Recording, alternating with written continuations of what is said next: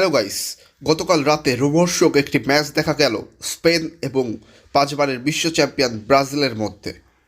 আপনারা ঠিক যেমনটা দেখছেন, খেলার ঠিক 12 মিনিটের মাথায় রদ্রি একটা পেনাল্টি পান এবং সেটি গোল করেন। অ্যাকচুয়ালি পেনাল্টি পেয়েছিল লামি ইয়ামাল, কিন্তু গোলটি করেন রদ্রি তার বিশেষ দক্ষতায়। এবং ঠিক 36 মিনিটের মধ্যেই স্পেন দুটো গোল দিয়ে দেয় ব্রাজিলকে। ব্রাজিল দুটো গোল হজম করে। এক্ষেত্রে স্পেনের এই দুটো গোলেরই মেন কারিগর ছিলেন লামিন ইয়ামাল। পরে অবশ্য 40 মিনিটের মাথায় ব্রাজিল ফরোয়ার্ড রদ্রিগোর করা গোলে ব্রাজিল 1 গোলের ব্যবধান কমায়। হাফ টাইম শেষ হলে একদম হাফ টাইমের শুরুতে 45 মিনিটের মাথায় ব্রাজিলের প্রধান কোচ ডরিভাল জুনিয়র তার প্রধান অস্ত্র ব্রাজিলের ওন্ডার বয় সেই বিস্ময় বালক এনরিককে মাঠে নামায়। মাত্র 5 মিনিটের মাথায় 50 মিনিটে স্পেনের ডিবক্সে দুরন্ত একটা ভলি থেকে গোল করে ব্রাজিলকে সমতায় ফেরায় এনরিক।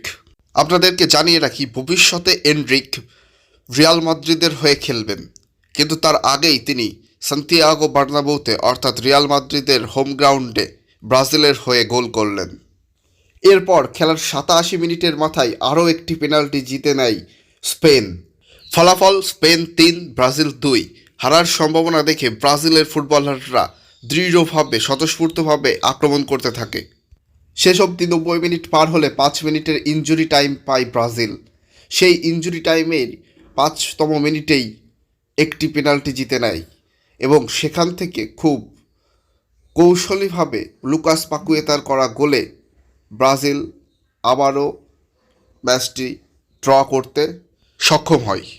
শেষ অবধি ম্যাচ শেষে result Spain 3 Brazil 3, match draw. আমার মতে ব্রাজিল সমর্থকদের জন্য এটা খুশির সংবাদ যে ব্রাজিল ইংল্যান্ড এবং স্পেন দুটো দলের বিরুদ্ধেই দুর্দান্ত পারফরমেন্স করেছে এবং কোনো ম্যাচটি হারেনি। লাস্ট দুটো ম্যাচেই Vinicius Junior, Rodrygo, Endrick, Lucas Paqueta, Bruno Guimaraes সহ ড্যানিলোর দুর্দান্ত পারফরমেন্স ছিল।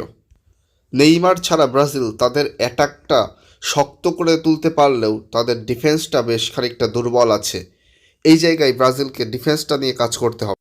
অ্যাকচুয়ালি এই দুটো ফ্রেন্ডলি ম্যাচ থেকে ডরিভাল জুনিয়র ব্রাজিলের কোচ, উনি খোঁজার চেষ্টা করছেন কাদেরকে নিয়ে ব্রাজিলের 2024 কোপা আমেরিকার স্কোয়াড বের করবেন।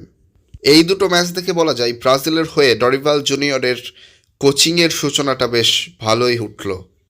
আপনাদের কি মনে হয় 2024 কোপা আমেরিকা কি ব্রাজিল জিততে পারবে? এটাও জানিয়ে রাখি, 2024 কোপা আমেরিকার জন্য কিন্তু ব্রাজিল স্কোয়াড নেইমারকে পাবে না। এক্ষেত্রে ব্রাজিল টিমকে আরও শক্তিশালী করে তোলার চেষ্টা চালিয়ে যেতে হবে ডরিভাল জুনিয়রকে।